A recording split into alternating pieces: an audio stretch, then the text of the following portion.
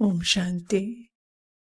सत्य जो निराकार है, जिसका अपना कोई आकार नहीं, पाठ बजाने के लिए संकल्पों और कर्मेंद्रियों का आकार लेता है और इनके द्वारा ही खेल कहें, ड्रामा कहें, वो चलता है।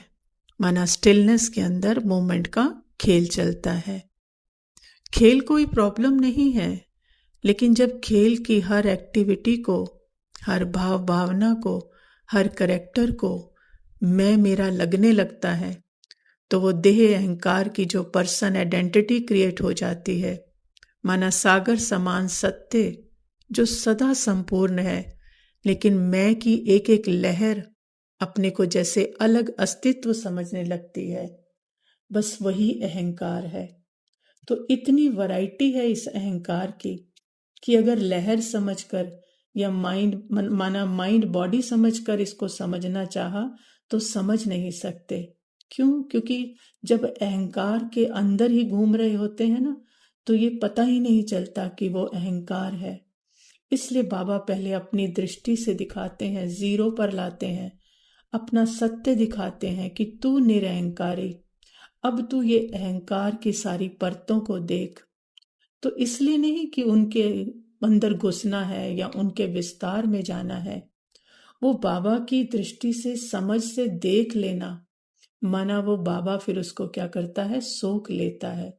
लेकिन जब तक देखते नहीं है ना, वो छुपी रहती हैं और वो मैं लगी ही रहती है, पता ही नहीं लगता है अहंकार है।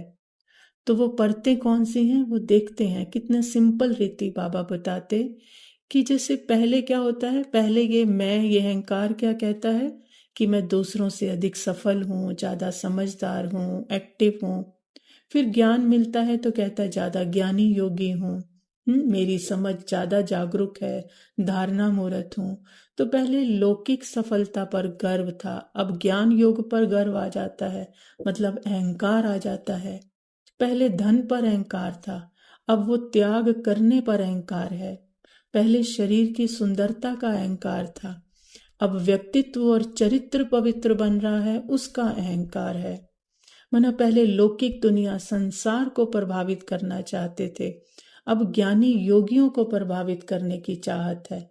और जितना प्रभावित कर पा रहे हैं उतना अहंकार क्या हो रहा है, बढ़ रहा है। तो नाम बस बदलते जा रहे हैं अहंकार के, गांठ तो वही की वही है ना। पहले स्थूल भक्ति, स्थूल यात्राओं का अहंकार था, अब मन की यात्राओं का अहंकार है कि इन संकल्पों से कुछ सफलता पा लेते हैं, कुछ कुछ चीजें ठीक कर लेते हैं, उसका भी अहंकार है। अंदर हर संकल्प, हर विकार, हर फीलिंग जिससे डिटैच होना था कि ये मेरे अंदर है, उस हर मोमेंट को मैं लगी है। और बाहर इंद्रियों को संयमित दिखाने की होड़ है, तो ये भी क्या है, अहंकार है ना, डुअलिटी है। शांति जो स्वधर्म है उसका नहीं पता, और बाहर शांति का धर्म स्थापन करने का अहंकार है। तो ये अहंकार सिर्फ भोगने से नहीं बढ़ते, ये त्याग की अपनी जो कथाएं हैं ना, वो सभी को सुनाते रहना, उससे भी बढ़ते हैं। प्रेरणा के लिए डिटैच होकर बताना वो अलग चीज है, लेकिन अपने त्याग को बताना ताकि दूसरे को छोटा फील हो, तो वो भी क्या है, अहंकार है। अब बाबा क्या कहते कि तू मेरी नजर से देख कि तुझे मुक्ति चाहिए या मुक्त दिखने का वो दिखावा चाहिए, वो मुक्त दिखने वाला सुख चाहिए। तुम्हें वो सत्य, वो अपना साइलेंस चाहिए, या ये बाहरी साइलेंस, ये बाहरी मौन चाहिए जिसे देखकर लोग समझे कि तुम तो बड़ी गहराई में हो। तुम्हें वो अपना बाप समान सत्य चाहिए, या ये स्पिरिचुअल आइडेंटिटी, स्पिरिचुअल पहचान चाहिए सिर्फ? मतलब सच में सत्य चाहिए, या सिर्फ स्पिरिचुअल दिख गए तो बस सत्य को जान गया? तो बाबा यहीं से अहंकार के सारे सूक्ष्म रूप दिखाते हैं।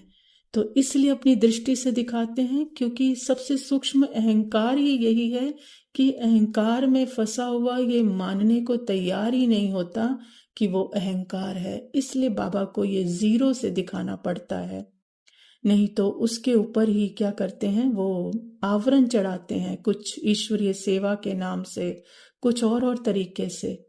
तो वो बहुत प्यारा लगता है, वो अहंकार छोड़ा नहीं जाता।